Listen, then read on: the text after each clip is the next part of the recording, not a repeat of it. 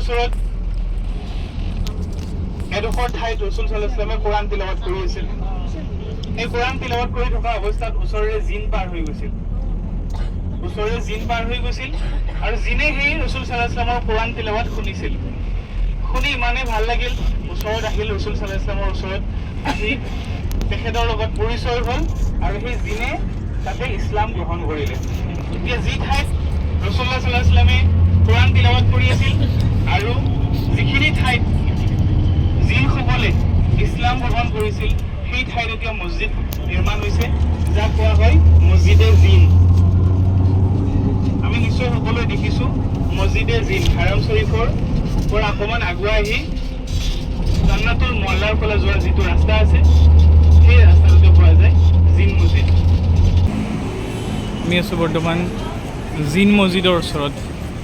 আপোনালোকে দেখিবলৈ পাইছে এইটো হৈছে জিন মছজিদ। ইয়াতে আমাৰ নবী মুহাম্মদ মুস্তাফা সাল্লাল্লাহু তাআলা আলাইহি ওয়াসাল্লামে জিনসকলক ইছলাম কবুল কৰাইছিলে। ইয়াতে তেখেতসকলক মুৰিদ কৰাইছিল। আমাৰ হাজীসকল আছে ইয়াতে। আমাৰ হাজীসকল জিয়াৰতৰ কাৰণে গৈ আছে। আমাৰ হাজীসকল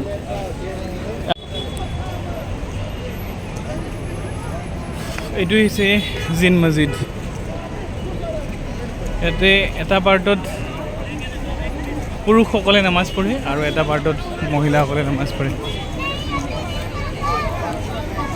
এইটো হৈছে এণ্ট্ৰেঞ্চ সোমোৱা।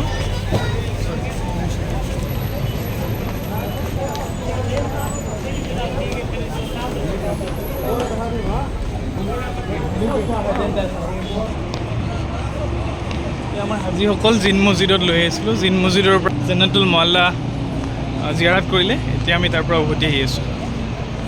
জিন মছজিদ।